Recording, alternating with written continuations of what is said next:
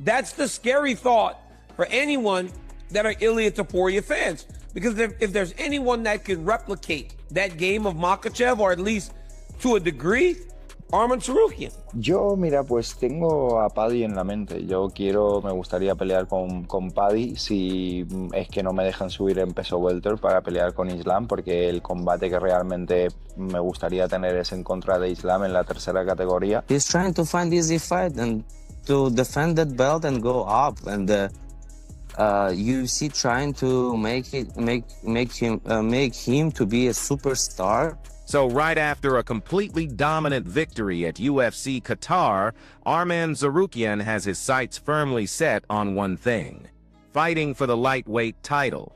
But here's the twist. The champion, Ilia Topuria, still seems completely uninterested in facing him. However, you know who thinks it's the fight to make: UFC legend Daniel Cormier. He believes, and he's been very vocal about this, that Arman is hands down the single biggest threat to Topuria in the entire lightweight division right now. Meanwhile, Arman isn't staying quiet. He's calling out Ilia Topuria for his inactivity since June, basically accusing him of looking for easy fights while he holds on to that belt and starts talking about moving up in weight. Arman makes it clear the UFC is trying to build Topuria into a superstar, but you can't just jump to 170 without properly defending your title first. He adds that to be seen as a real champion, Topuria has to prove it by taking on the toughest contenders, not avoiding them. The belt. Do you have any idea what's going on with him right now? He hasn't fought since June, and we don't know, Charles has fought. He's trying to find easy fight and to defend that belt and go up, and UFC trying to make him to be a superstar and defend the title, because right now he cannot go up to the 170 because he didn't defend the title. Why he gotta go 170? You gotta prove that you're a real champion. Daniel Cormier is doubling down on his belief that Arman Tsarukyan is the real top contender who should be standing across the octagon from Ilia Topuria. In his expert view, look, Paddy Pimblett is entertaining, and he definitely has a strong future ahead of him. No one is denying that. But if you're talking about the two absolute best lightweights on the planet right now, especially with the champion Islam Makhachev competing at a higher weight, it's gotta be Arman and Ilia. Cormier also mentioned how strange it was for Paddy to just jump into the octagon and confront Ilia right after he won the belt. Let's be real, beating Michael Chandler, while a good win, didn't truly earn him that specific moment in the title picture. It felt a little forced, and DC is basically saying the real matchup, the one that matters for the division, is Tsarukyan versus Topuria. Pimblett's fun. I think Paddy Pimblett has a bright future in fighting, but I believe that the two best lightweights in the world, if Islam Makhachev is now the welterweight champion, it's Arman Tsarukyan and Ilia Topuria, bro, and that's not even in question anymore. I thought that Paddy Pimblett getting in the octagon after Ilia won the belt was, to me, it was a little bit odd, because I didn't feel like him beating Michael Chandler should have warranted him being in that spot. I thought that the biggest issue would be trying to do away with the images of Paddy in the cage with Ilia. So when asked why he's so high on Arman, Daniel Cormier laid it all out, explaining that Arman Tsarukyan is arguably the biggest threat Ilia Topuria could possibly face. And here's why you should listen. He points out that Arman is not just a one-dimensional fighter. He's big for the weight class, he's incredibly strong, and he can wrestle at an extremely high level. But that's not all. He also has incredibly solid striking and devastating control when the fight hits the ground. In DC's view, that complete, well-rounded skill set should genuinely worry Topuria's fans. Why? Because Arman is one of the very few fighters in the division who could bring a similar kind of relentless pressure and suffocating control that we've only really seen from the master of it, Islam Makhachev. Watch Arman Tsarukyan last weekend. Bro, he's big. He's strong, he can really wrestle, he can strike, he can do just about everything, and his top control is what's a real issue. And I believe that's the problem. That's the scary thought for anyone that are Ilia Topuria fans. Because if there's anyone that can replicate that game of Makhachev, or at least to a degree. And it's not just talk. Arman Tsarukyan has a very specific and very brutal game plan in mind for when he finally gets his hands on Ilia Topuria. He fully intends to dominate the champion with vicious elbows and ultimately finish the fight by TKO. He's already envisioning the entire sequence in his head, breaking Topuria down round by round, methodically targeting his face with punishing strikes, and eventually securing a decisive, undeniable stoppage that leaves no doubt about who the better fighter is. It's a clear statement of intent, promising not just a win, but a complete demolition. Все видели, что ты сделал сейчас с Хукером, видели брутальный финиш с Дариусом из последнего. А ты вот мог бы в красках описать, как ты хотел решить Топурию я бы хотел забить локтями, просто изрезать все лицо и закончить ТКО. Кстати, вот если говорить про лицо, ты видел Хукера лицо? Да. Сейчас просто вот сразу оттуда покажу. Покажи. Жалко Хукера. Вот, еще вот другой глаз еще так же сделать Топурию, вообще будет бомба. On the other side of the coin, Ilia Topuria seems to have his focus on a completely different challenge. He's looking past the entire lightweight division and aiming for a super fight, moving up to face Islam Makhachev. But he acknowledges that if that huge opportunity doesn't materialize, he's looking at a fight with Paddy Pimblett instead. In his mind, the real goal, the legacy-defining fight, is testing himself in a third weight class against the pound-for-pound king, Islam. However, Paddy becomes the very next option, the convenient plan B if the UFC decides to block that ambitious move up in weight. ¿Y con quién quiere combatir Ilia Topuria? Yo, mira, pues tengo a Paddy en la mente. Me gustaría pelear con Paddy si es que no me dejan subir en peso welter para pelear con Islam, porque el combate que realmente me gustaría tener es en contra de Islam en la tercera categoría. Arman Tsarukyan heard Ilia Topuria's statement, and his reaction was exactly what you'd expect. He says it's crystal clear that Ilia is doing absolutely everything in his power to avoid fighting him. In Arman's own words, he said, could it be any more obvious that El Pato is doing everything in his power to avoid fighting me? And he didn't stop there. Arman completely shut down any suggestion of Paddy Pimblett getting the next lightweight title shot, insisting with total conviction that he is the clear, undisputed #1 contender. He said giving Paddy the fight would be absolutely ridiculous, and that the entire MMA world would laugh, because that title shot unquestionably, without a doubt, belongs to him. Are you serious? Arman said, just baffled by the entire conversation. Think you will be next for Ilia Topuria? Do you think you convinced the UFC to give you the next shot at him? It's 100% gotta be me. It's no way they can give Paddy Pimblett fight. Everybody gonna laugh at them because I'm #1 contender. I proved it again, and what do they want from me, you know? And I went there, performed, just destroyed Dan Hooker,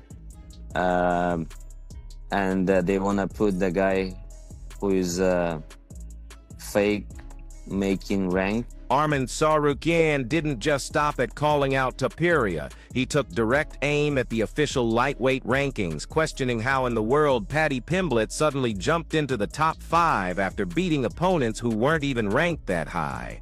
He paints a stark contrast, pointing out that he had to defeat multiple ranked fighters in the division and build up a 5 or 6 fight win streak just to crack the top 15. Meanwhile, Paddy beats just 1 or 2 guys and is immediately vaulted into the top 5. You can hear the frustration when he asks, "Did you see he moved up to #5 now this morning?" It highlights a perceived injustice in how the rankings are made. Morning. Did you see that? Bro, how you can beat like a #12 or #13 and became #5? I was beating everybody in our division. I beat like 5. I was on the 5 or 6 win streak to get in top 15, you know, and like this guy just beat 6 people and like he's #5. Even the welterweight champion, Islam Makhachev, believes that Arman's absolutely dominant performance against a tough veteran like Dan Hooker clearly shows he deserves a title shot. Islam said he fully expected Arman to get the win, but it was the way he won, the complete control, and the sheer dominance he displayed throughout the fight that truly impressed him. For a champion of Islam's caliber to say that, it confirms that Arman has undeniably earned his chance to compete for that lightweight belt. It's an endorsement from the very top of the food chain. Вчера Арман Tsarukyan одержал уверенную победу. Впечатлил ли тебя Арман? Ну, я так и предполагал, что он выиграет, но не так доминирующе думал выиграет. Я думаю, Арман уже заявил, доказал, что он заслуживает титульный шанс и, наверное, будет драться за пояс следующим. Meanwhile, Ilia Topuria is thinking bigger than just his own division. He's actively aiming for a massive matchup with Islam Makhachev. But not just any fight.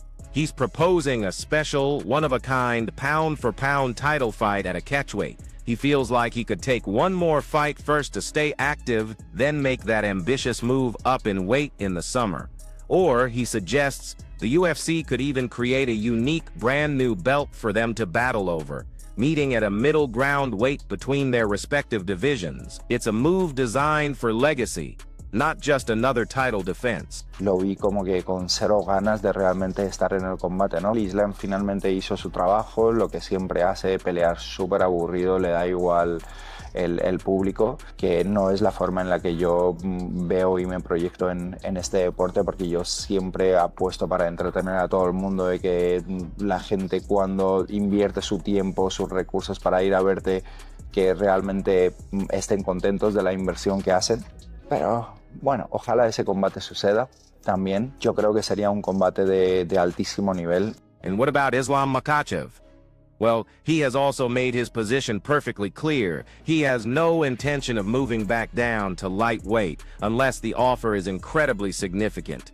He's been open about the fact that cutting down to 55 pounds takes a heavy, grueling toll on his body. At this stage of his career, he explains that cut is much harder than it used to be. So only a massive incentive, we're talking a huge payday or a legacy-defining fight, would even make him consider putting his body through that brutal process again. Ислам, если UFC тебя попросят провести бой с Ильей Топурией в 70 килограмм, согласишься ли, или тебе только 77? 70, я думаю, это должно быть слишком хорошее предложение, чтобы я опять начал вес гонять 70 килограмм. Так как я уже не молодой тоже в этом виде спорта, и каждая весогонка забирает тоже годы здоровья, и уже не так легко, как раньше вес гонять. Ilia Topuria didn't hold back his thoughts on Islam Makhachev's recent performance either, sharing that he was incredibly disappointed by what he saw from JDM against the champion. He explained that from his perspective, JDM offered zero resistance and looked completely unwilling to even be in the fight, almost as if he was defeated before he stepped in the cage. Topuria then turned his criticism to Islam himself, calling him a boring fighter and saying that the Dagestani champion simply does what he always does. Fights in a methodical, grinding, and frankly boring way, without any concern for entertaining the audience. Bueno, Islam ahora se ha convertido en campeón de peso welter. La verdad que me decepcionó muchísimo su actuación, pero más que su actuación, la que me decepcionó más fue la actuación del campeón pasado, de Jack de la Madalena. La verdad que lo vi poniendo cero resistencia, lo vi como que con cero ganas de realmente estar en el combate, ¿no? Islam finalmente hizo su trabajo, lo que siempre hace, pelear súper aburrido, le da igual el público, que no es la forma en la que yo veo y me proyecto en este deporte, porque yo siempre apuesto para entretener a todo el mundo, de que la gente cuando invierte su tiempo, sus recursos para ir a verte, que realmente estén contentos de la inversión que hacen. However, despite his criticism, Topuria says he is still hopeful that the fight with Islam actually happens. He envisions a clash of styles, believing Islam would be absolutely desperate to secure takedowns and maintain control on the ground to recover his energy. In contrast, Topuria believes he would bring an intense, relentless energy to the fight. He confidently predicts that he would ultimately put him to sleep and get the job done, delivering the kind of exciting finish he accuses Islam of avoiding. Bueno, ojalá ese combate suceda también. Yo creo que sería un combate de altísimo nivel, de la que la gente disfrutaría muchísimo. Verían a un Islam muy desesperado por intentando llegar a una posición dominante para coger aire, y me verían a mí con muchísima chispa de ponerlo a dormir, que finalmente lo conseguiría. And of course, you can't have a conversation about boring fighters without Nate Diaz chiming in. He recently took a shot at Islam, echoing the sentiment that he's a boring fighter, but he also went a step further by questioning his place as the #1 pound-for-pound fighter in the world. Nate's argument is that Islam hasn't beaten anyone truly special or legendary, and that his recent fights are so forgettable they just come off as dull. In classic Nate Diaz fashion, he basically dismisses the very idea that Islam's name should even be in the pound-for-pound conversation to begin with. Islam. They just throw that shit. They just throw shit out like that. He's been here for like 2 minutes and he ain't beat nobody that's great. Oh. And they think is hating, but I'm like, that's because we got our differences. But there's shit that I've seen that I'll just remember forever. So when you get that like that, and you got whatever Islam did, and it's like that don't even match. Like I ain't seen nothing from them. I can't even remember anything but getting bored in his all them fools' last fights. You know how Nate puts it, he's basically saying he's only got that spot because of his name and the hype train. He's on that name, he's in the name, but the resume, according to Diaz, just isn't there to back it up. It's all not going there. Yeah. However, not everyone agrees. The legendary Chael Sonnen believes that Islam Makhachev should have never been removed from that #1 pound-for-pound spot in the first place. He says it's absolutely surprising that Islam's string of dominant victories, combined with the relative inactivity of fighters like Topuria, haven't been enough to keep him at the top.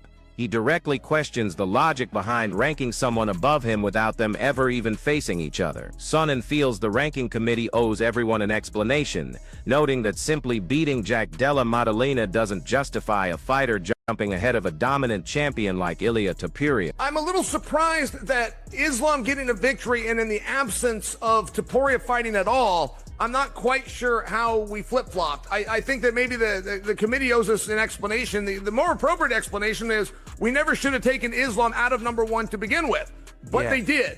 That was the choice that they did, and once they did it, I don't know what their argument for getting that back is. Just by example, the next guy that beats Jack, I expect him to be at #1? No. Do I expect Jack to be at #2? No. Then how does beating Jack get you to #1 and get you in front of Ilia without throwing a single punch at Ilia? Like, this is the day-old argument. This is nothing new. But I like Nate's point, and I do understand his point. And he's not the only legend defending the champ. The great Georges St. Pierre also came to the defense of Islam Makhachev, describing his performance as nothing short of truly brilliant. GSP explained that he watched the fight closely and was incredibly impressed by the fact that Islam barely took any damage at all. He made it clear that anyone who calls that kind of masterful dominant performance boring simply doesn't understand the art of fighting. Pierre also praised how incredibly impressive it was for Islam to move up a full weight class on short notice and completely dominate a dangerous contender like Jack Della Maddalena. Right now, I think the best pound for pound is probably Islam Makhachev. I mean, I was there, I witnessed his performance last Saturday. It was freaking brilliant. Unbelievable. I don't think he even took a punch. It's unbelievable. It's crazy. A lot of people there would be, oh yeah, it was a decision. These people who says that, I'm sorry, because they don't know the art of fighting. They have no idea. They don't understand the art of fighting. His performance was freaking amazing. You know, yeah, the fight, you know, was not a flawless victory with a crazy submission or knockout, but the way you're going up in a weight class and beat Jack Della Maddalena like he did is freaking hard. Shifting gears back to Arman Tsarukyan, he recently admitted that the now infamous headbutt at the weigh-ins was a clear mistake and that he completely lost control in that heated moment. He explained that his entire game plan was to stay calm, show no emotion, and not let his opponent get under his skin. But within a matter of seconds, he reacted automatically and just couldn't control his own actions, acknowledging that it was a dangerous and unprofessional lapse in judgment that could have had serious consequences. Weigh-ins, you headbutted him, and this drew some criticism. The likes of Max Holloway and other fighters said this wasn't very smart. The fight could have gone canceled. You could have got hurt. He could have gotten hurt. Why did you do this? I mean, you know, if you ask me now, that was my fault. That was a big mistake. I shouldn't do that. But you can control yourself, you know. Especially me, I don't know. Yeah, on my mind. Okay, I'm going there and be quiet. Coach said, be quiet, no emotion. Just go there, stay. Don't even like try to push him or like to show emotion. Yes, I said yes, coach, no problem. And like in 5 seconds, I just boom, you know. It's like automatically, you know. I cannot control myself first 5-10 seconds. That's why it's a little bit dangerous. On my mind, yeah, I'm super quiet. But someone when try to scare me, you know, or like to show like some crazy things, and I'm going crazy so fast. But what's really interesting is what happened next. Arman Tsarukyan shared that he was genuinely surprised by how Dan Hooker handled the whole situation. He explained that Hooker could have easily used the headbutt at the weigh-in as a perfect excuse to walk away from the fight and still get his full paycheck, and nobody would have blamed him. Instead, he stayed completely composed and showed incredible toughness by going through with the fight. Tsarukyan says he deeply respects that mindset and now sees Hooker as the real deal for not overreacting or trying to take the easy way out. If you ask me now, that was my fault. That was a big mistake. I shouldn't do that. But you can control yourself, you know. Especially me, I don't know. Yeah, on my mind. Okay, I'm going there and be quiet. Coach said, be quiet, no emotion, just go there, stay. Don't even like try to push him or like to show emotion. Yes, I said yes, coach, no problem. And like in 5 seconds, I just boom, you know. It's like automatically, you know. I cannot control myself first 5-10 seconds. That's why it's a little bit dangerous. On another note, rumors have been swirling about a potential BMF title fight between two fan favorites, Max Holloway and Charles Oliveira. And you know what? Max Holloway is more than ready for that fight and still considers himself, without a doubt, the best boxer in the entire UFC. He explains that regardless of what other fighters or critics say, he believes in his own skills with unwavering conviction and credits that powerful self-confidence for keeping him as one of the top players in the world. Holloway adds that no matter what people say online, those critics will never affect him or shake his championship mindset. People are gonna tell me like, you're not, blah blah, because of the fight with Ilya, but it is what it is, bro. That's your problem. If you don't think I'm the best boxer in the UFC, that's something you need to take up with yourself. When I look myself in the mirror, I tell myself I'm the best boxer in the UFC, and that's why I'm one of the best fighters in the world. You know, you just need self-confidence. What it is, you know. No internet guy that lives with his mom that's talking to me on his mom's internet is ever gonna shake me. You know, everybody's like, oh, why you reply to them? Because it's funny. You know what I mean? Like, I love to, like, you know, cause a little drama here and there. Talk back to them, but it is what it is, man. Half of these guys don't even have real pictures of themselves out there, and they don't even use their real names, so their self-confidence is not where it needs to be, so. Max Holloway also shared some of his thoughts on the wild possibility of fighting on a special card at the White House. He thinks the idea itself is incredibly cool, especially with the unique setting of a small, exclusive crowd of about 5,000 people in person and tens of thousands more watching on massive screens outside, but he's still unsure if he'll actually be on that card. Holloway did add a personal note, saying it would be really disappointing if his family couldn't get seats close by, since he's so used to having them right there at ringside, a privilege he's earned as he's worked his way up through the ranks of the UFC. With John Jones coming back, I think the card idea is cool, but I mean, there's no American champion. I mean, the only American champion there is the BMF title, so you're looking at the man. So am I going to be at the card? I like my odds of being on it, but I don't know too much. I really wanted to be on it because I heard that's only going to have like 5,000 people on the lawn.